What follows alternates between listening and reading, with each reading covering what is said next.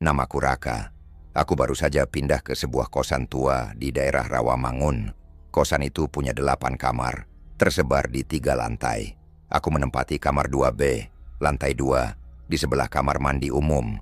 Pemilik kos, Bu Ratna, adalah perempuan tua yang pendiam. Ia hanya bicara seperlunya, dan jarang sekali terlihat keluar dari rumah induk yang menempel di belakang bangunan kos. Saat pertama kali aku masuk, beliau cuma bilang, "Kalau malam, jangan naik ke lantai 3 ya nak. Sudah kosong, dan pintunya selalu saya kunci." Aku cuma mengangguk. Waktu itu pikiranku sibuk dengan pindahan, jadi aku tak terlalu memikirkan peringatannya. 2 minggu pertama, semuanya berjalan normal. Aku yang kerja sebagai editor lepas, lebih sering begadang sampai dini hari. Kadang suara tikus di plafon jadi pengantar tidurku. Kosan ini memang tua, tapi murah dan dekat dengan warteg. Aku tak banyak menuntut. Hingga suatu malam, aku sedang menyelesaikan revisi naskah sambil mendengarkan musik pakai headset. Sekitar pukul 2 pagi, tiba-tiba lampu kamar berkedip sebentar, lalu mati total. Kupikir listrik padam, tapi saat kubuka pintu kamar, lorong kos masih terang. Aneh. Saat kembali ke dalam, lampuku kembali menyala tanpa aku sentuh.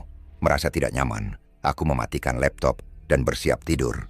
Tapi sebelum rebahan, aku mendengar suara langkah kaki, pelan, lambat, seperti seseorang berjalan tanpa alas kaki. Sumbernya terdengar dari arah tangga. Kupikir mungkin salah satu penghuni lain sedang ke kamar mandi. Tapi langkah itu terus naik ke lantai 3. Aku keluar kamar dan mengintip ke arah tangga. Sepi. Tangga menuju lantai 3 gelap. Namun aku melihat sesuatu yang membuat bulu kuduku merinding. Gembok di pintu lantai 3 menggantung terbuka. Padahal aku yakin sekali Bu Ratna selalu mengunci pintu itu. Bahkan pernah kulihat sendiri beliau mengeceknya setiap sore. Aku kembali ke kamar dengan jantung berdegup kencang. Ku coba mengalihkan pikiran dengan memutar film dari laptop. Tepat pukul 03.13, HP-ku berdering. Nomor tak dikenal. Awalnya ragu, tapi karena pikiranku sudah dipenuhi rasa penasaran, aku angkat. "Halo?" Sunyi. "Halo? Siapa ini?" Lalu suara itu datang, pelan, serak, dan berat. Seperti seseorang yang berusaha bicara dari tenggorokan yang penuh debu. Naik ke atas. Seketika, bulu kuduku berdiri. Kupencet tombol merah, memutus sambungan. Tak sampai semenit, pesan WhatsApp masuk. Dari nomor yang sama. Hanya 1 kalimat. "Aku menunggumu di tangga." Aku langsung keluar kamar dan berlari ke bawah. Mengetuk rumah Bu Ratna berkali-kali. Tapi tak ada yang membuka.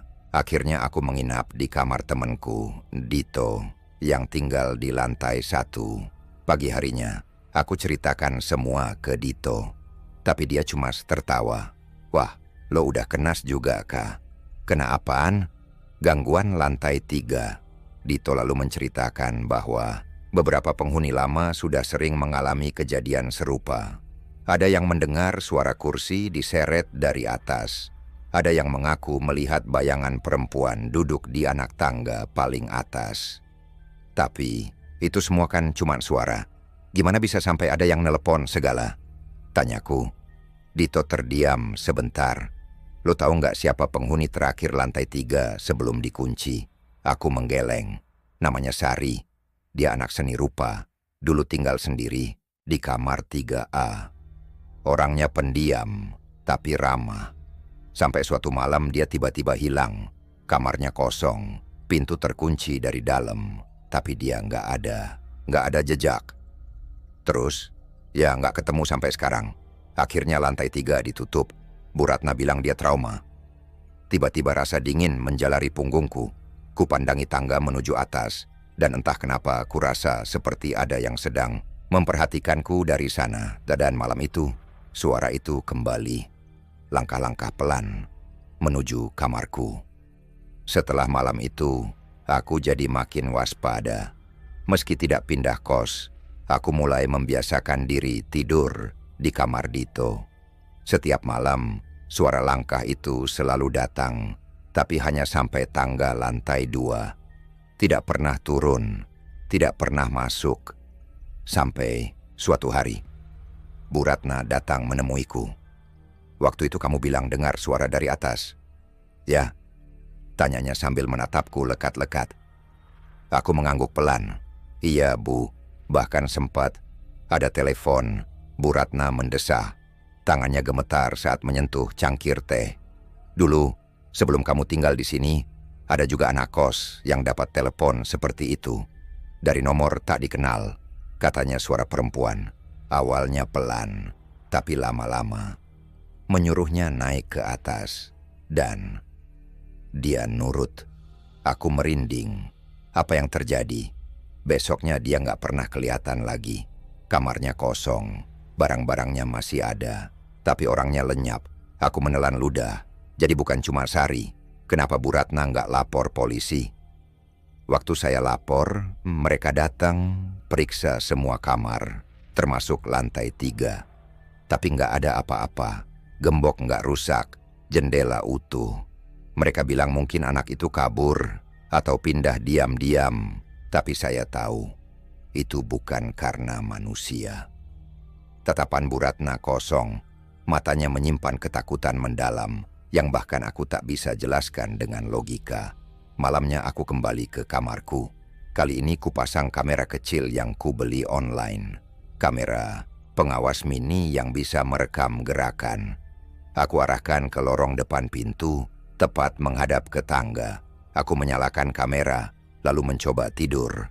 Tapi seperti biasa, pukul 3 pagi, langkah kaki itu muncul. Perlahan, sepelan, berderit di lantai kayu. Aku hanya bisa menahan napas. Tapi saat langkah itu berhenti, aku merasa seolah ada sesuatu yang berdiri, tepat di depan pintu kamarku. Aku memberanikan diri membuka mata, dan saat itu, aku mendengar suara yang belum pernah kudengar sebelumnya. Ketukan. 1 kali. Pelan tubuhku kaku. Ini pertama kalinya entitas itu benar-benar mencoba berinteraksi langsung. Aku tidak membuka pintu. Paginya, aku memeriksa rekaman kamera. Awalnya tidak ada yang aneh. Ruang kosong, lorong gelap, tak ada siapa-siapa. Lalu pada pukul 12, kamera merekam sesuatu. Sebuah bayangan. Bayangan hitam di anak tangga paling atas, di ujung tangga lantai 2. Tidak bergerak, tapi sangat jelas. Siluet manusia berdiri menatap ke arah kamera. Dan perlahan, seperti kabut, bayangan itu menghilang. Aku menunjukkan rekaman itu ke Dito. Dia langsung pucat. Ini nggak normal, Kak." Aku hanya bisa mengangguk. Gue rasa dia tahu gue ngerekam. Dito menarik napas panjang. "Gue udah ngobrol sama penghuni kamar 1C, Bang Andri. Dia tinggal paling lama di sini. Dia bilang dulu Sari sempat cerita sebelum hilang. Katanya dia sering lihat bayangan duduk di tangga atas. Bayangan itu nangis." Aku tercekat. Yang lebih serem, Sari juga pernah cerita kalau malam-malam dia dapat WhatsApp dari nomor asing. Sama. Isinya, "Aku menunggumu di tangga." Malam berikutnya aku memutuskan untuk melakukan sesuatu yang sangat bodoh. Aku menunggu. Tepat pukul 03, aku duduk di balik pintu kamar dengan kamera di tangan dan ponsel siap merekam. Lampu kamar kupadamkan. Aku hanya mengandalkan cahaya dari lorong. Langkah-langkah itu datang lagi. Kali ini terdengar lebih berat, seperti menyeret. Dan saat suara itu berhenti, aku memaksa diri untuk mengintip lewat lubang pintu. Di sana, berdiri seorang perempuan. Rambutnya panjang, menutupi wajah. Pakaiannya lusuh, sobek-sobek. Ia diam, menghadap ke pintu kamarku. Tangannya perlahan terangkat. Tok, tok, tok. 3 ketukan. Aku terlempar mundur, menjatuhkan kamera. Dalam panik, aku meraih HP dan mulai merekam suara. Ketukan berhenti, dan pintu kamar bergerak sedikit. Gagangnya berputar, tapi tak terbuka. Aku kunci, jantungku berdetak liar. Tapi perempuan itu tidak mencoba lagi. Aku tak tahu berapa lama waktu berlalu, tapi suara langkah itu akhirnya menjauh, kembali naik. Ke lantai 3, saat fajar, aku memberanikan diri keluar. Lorong kosong, tak ada jejak apapun. Tapi saat menoleh ke arah tangga, di anak tangga paling atas, aku melihat setangkai bunga melati, segar, seperti baru ditaruh. Dan entah kenapa, bau anyir darah mulai tercium samar-samar dari arah atas. Setelah malam itu, aku tak bisa tidur. Setiap suara kecil di lorong membuatku tersentak. Setiap derit kayu terdengar seperti isyarat bahwa dia kembali berdiri di luar pintu. Siang harinya aku menemui Bang Andri, penghuni paling lama di kosan ini. Dia tinggal di kamar Satsue dan wajahnya sudah lelah saat aku datang. Aku lihat sosoknya tadi malam, kataku. Ia mengangguk pelan, seolah itu bukan hal mengejutkan. Perempuan ya? Tanyanya. Iya. Rambut panjang, pakaiannya robek, dan dia ketuk pintu kamar gua. Bang Andri menatap kosong ke cangkir kopinya. Sari juga diganggu kayak gitu, mulai dari suara langkah, terus ketukan, lalu bunga. Aku tersentak. Bunga? Dia mengangguk. Setangkai melati di tangga kan? Itu kayak tanda. Tanda apa? Bang Andri memejamkan mata. Tanda kalau dia udah milih targetnya. Jantungku mencelos. Maksudnya, gua nggak mau nakutin lo, Kak. Tapi selama gue tinggal di sini, gue tahu satu hal. Kalau dia udah ninggalin bunga, berarti dia udah masuk ke dalam mimpi lo. Aku mengerutkan dahi. Tapi gue nggak mimpi apa-apa. Belum. Malam itu, aku tidur. Dengan lampu menyala, HP di tangan, rekaman audio aktif. Aku tak tahu harus mengantisipasi apa. Dan akhirnya, mimpi itu datang. Aku berdiri di lorong kosan, tapi semuanya lebih gelap, lebih sempit. Dindingnya basah, seperti berdarah. Bau anyir memenuhi udara di ujung lorong. Pintu menuju tangga lantai 3 terbuka lebar. Aku seperti ditarik ke sana. Langkahku berat, tapi tak bisa berhenti. Anak tangga demi anak tangga kulewati. Sampai akhirnya aku tiba di depan kamar 3-2. Kamar milik Sari. Pintunya terbuka perlahan, mengeluarkan suara berderit panjang.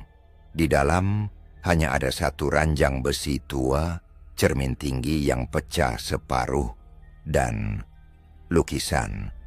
Lukisan itu menggantung di dinding besar, bergambar seorang perempuan dengan wajah kabur, tapi mata lukisan itu menatapku langsung.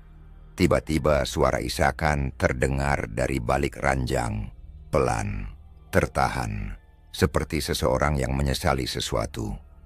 Aku mendekat, dan saat menengok ke balik ranjang, wajahnya muncul. Wajah perempuan dengan separuh wajah terbakar, mata putih kosong, mulut sobek. Menatap langsung ke arahku. Aku terbangun. Dengan teriakan tertahan, tubuh berkeringat dingin. Nafasku memburu. Jam di dinding menunjukkan pukulan 3:4 walu. Dan yang paling membuatku ngeri, bau melati sangat kuat di dalam kamar. Padahal aku tak pernah membawa bunga ke sini. Pagi harinya aku kembali ke lantai 3. Bersama Dito dan Bang Andri, kami memaksa membuka pintu terkunci itu. Gembok sudah berkarat, tapi anehnya, kunci bisa diputar dengan mudah. Seperti ada yang baru-baru ini membukanya. Tangga kayu berderit di setiap langkah. Udara di atas lebih dingin, seperti tidak pernah dihuni. Kami tiba di depan kamar 3. Pintu itu tertutup rapat. Tapi saat Dito mencoba memutar, gagangnya terbuka tanpa dikunci. Kami masuk perlahan. Semua seperti yang ada di mimpiku. Ranjang tua, cermin pecah, dan lukisan itu benar-benar ada. Dito bergidik. Anjir, persis kayak yang lo ceritain. Aku mendekati lukisan, dan saat ku sentuh bingkainya, ada suara dari balik dinding. Tok, tok, tok. Kami bertiga saling menatap. Bang Andri menempelkan telinga ke dinding. Di samping lukisan, ada ruang di belakang ini, katanya pelan. Dengan dorongan perlahan, lukisan itu bergeser, dan di baliknya, sebuah pintu kecil tersembunyi. Pintu setinggi dada, seperti untuk ruang rahasia. Terkunci rapat. Kami sepakat untuk menunggu malam dan mempersiapkan peralatan untuk membukanya besok. Tapi malam itu, hari itu kami kembali ke kamar 3A, membawa obeng, senter, dan sebuah linggis kecil. Tak ada satupun dari kami yang bicara banyak. Semua tahu, apapun yang kami temukan hari ini bisa mengubah segalanya. Lukisan itu kami turunkan dengan hati-hati. Di baliknya, pintu kecil kayu tua masih terkunci. Bang Andri mencoba membuka dengan linggis, dan setelah beberapa tarikan keras, engsel pintu berderit terbuka. Bau busuk langsung menyergap. Bukan bau bangkai biasa, tapi perpaduan antara anyir, tanah basah, dan sesuatu yang lama terkubur. Di balik pintu itu ternyata sebuah lorong sempit. Hanya cukup dilewati satu orang. Dindingnya penuh lumut, dan udara di dalamnya seperti mati, sunyi, tak ada angin. Aku menyalakan senter dan masuk lebih dulu. Lorong itu menurun, seperti mengarah ke dalam tanah. Padahal secara logika kami masih di lantai 3. Langkah-langkah kami bergema di sepanjang lorong, dan di ujungnya kami menemukan ruangan kecil, tak lebih besar dari kamar mandi. Tapi dinding-dindingnya penuh coretan, lukisan dan tulisan dengan cat merah, entah cat sungguhan atau darah. Di tengah ruangan ada kursi rotan tua, dan di atasnya sehelai kain putih kotor menggantung. Dito memekik. Gantung diri, tapi saat kami dekati, ternyata hanya boneka manekin, seperti milik mahasiswa seni. Lehernya dililit tali, dan wajahnya dicat menyerupai ekspresi ketakutan. Namun yang membuat tubuhku menggigil adalah sebuah lukisan kecil yang disandarkan di sudut ruangan. Wajahku sendiri, dilukis dengan kasar, tapi jelas itu aku. Dan di bagian bawah kanvas tertulis, "Kau milikku sekarang." Aku mundur selangkah. Nafasku berat. Ini bukan sekadar gangguan, ini obsesi. Bang Andri memeriksa bagian bawah kursi. "Ini tempat ritual," katanya pelan. "Tempat dia mengurung mereka yang dipilih." "Siapa dia?" tanyaku. Suaraku nyaris tak terdengar. Dari lorong sempit itu, suara tertawa terdengar. Pelan, serak, dekat. Kami bertiga langsung berbalik. Tapi lorong belakang kosong. Tiba-tiba senterku mati. Gelap, Dito menjerit. "Raka, di belakangmu." Aku berbalik. Dan untuk sepersekian detik, aku melihatnya. Dia Dot Sari, atau sesuatu yang dulunya Sari. Wajahnya hancur di satu sisi. Matanya melotot tanpa bola mata. Tubuhnya menggantung di udara seperti tanpa tulang. Dan dia tersenyum padaku. Aku lari sekuat tenaga. Kami semua kabur keluar dari lorong itu dan segera menutup pintu kecil di balik lukisan. Kami memaku lukisan itu kembali ke tempatnya. Dan tanpa bicara, kami turun dari lantai 3. Hari itu, aku dan Dito memutuskan pindah dari kos. Kami tak bisa lagi tinggal di tempat yang telah menyimpan makhluk seperti itu terlalu lama. Tapi malam itu, saat aku mulai beres-beres, HP-ku bergetar. Satu pesan masuk. Nomor tak dikenal. Kenapa kamu pergi? Raka? Seketika seluruh tubuhku beku. Pesan itu diikuti satu foto. Lukisan diriku di ruang bawah tanah. Dan di pojok bawah gambar itu, sebuah tangan putih pucat. Sedang melukis wajah Dito. Aku langsung berlari ke kamar Dito. Hari itu kami kembali ke kamar 3A, membawa obeng, senter, dan sebuah linggis kecil. Tak ada satupun dari kami yang bicara banyak. Semua tahu, apapun yang kami temukan hari ini bisa mengubah segalanya.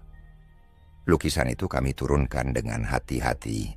Di baliknya pintu kecil kayu tua masih terkunci. Bang Andri mencoba membuka dengan linggis.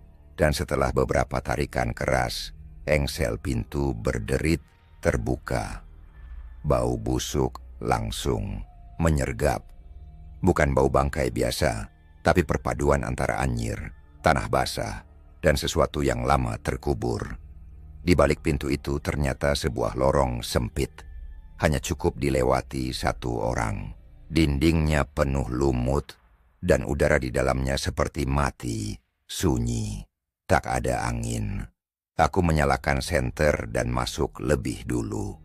Lorong itu menurun, seperti mengarah ke dalam tanah. Padahal secara logika kami masih di lantai 3. Langkah-langkah kami bergema di sepanjang lorong. Dan di ujungnya, kami menemukan ruangan kecil, tak lebih besar dari kamar mandi. Tapi dinding-dindingnya penuh coretan, lukisan dan tulisan dengan cat merah. Entah cat sungguhan atau darah. Di tengah ruangan ada kursi rotan tua dan di atasnya sehelai kain putih kotor menggantung. Dito memekik. Gantung diri. Tapi saat kami dekati, ternyata hanya boneka manekin seperti milik mahasiswa seni. Lehernya dililit tali. Dan wajahnya dicat menyerupai ekspresi ketakutan. Namun yang membuat tubuhku menggigil adalah sebuah lukisan kecil yang disandarkan di sudut ruangan. Wajahku sendiri. Dilukis dengan kasar, tapi jelas itu aku. Dan di bagian bawah kanvas tertulis, "Kau milikku sekarang." Aku mundur selangkah. Nafasku berat. Ini bukan sekadar gangguan. Ini obsesi. Bang Andri memeriksa bagian bawah kursi. Ini tempat ritual, katanya pelan. Tempat dia mengurung mereka yang dipilih. Siapa dia? Tanyaku. Suaraku nyaris tak terdengar. Dari lorong sempit itu, suara tertawa terdengar. Pelan. Serak, dekat. Kami bertiga langsung berbalik. Tapi lorong belakang kosong. Tiba-tiba senterku mati. Gelap. Dito menjerit. Raka, di belakangmu. Aku berbalik. Dan untuk sepersekian detik, aku melihatnya. Dia Dodot Sari. Atau sesuatu yang dulunya Sari. Wajahnya hancur di satu sisi. Matanya melotot tanpa bola mata. Tubuhnya menggantung di udara seperti tanpa tulang. Dan dia tersenyum padaku. Aku lari sekuat tenaga. Kami semua kabur keluar dari lorong itu dan segera menutup pintu kecil di balik lukisan. Kami memaku lukisan itu kembali ke tempatnya. Dan tanpa bicara, kami turun dari lantai 3. Hari itu, aku dan Dito memutuskan pindah dari kos. Kami tak bisa lagi tinggal di tempat yang telah menyimpan makhluk seperti itu terlalu lama. Tapi malam itu, saat aku mulai beres-beres, HP-ku bergetar. Satu pesan masuk, nomor tak dikenal. Kenapa kamu pergi? Raka, seketika seluruh tubuhku beku. Pesan itu diikuti satu foto, lukisan diriku di ruang bawah tanah, dan di pojok bawah gambar itu sebuah tangan putih, pucat, sedang melukis wajah Dito. Aku langsung berlari ke kamar Dito. Pintu kamarnya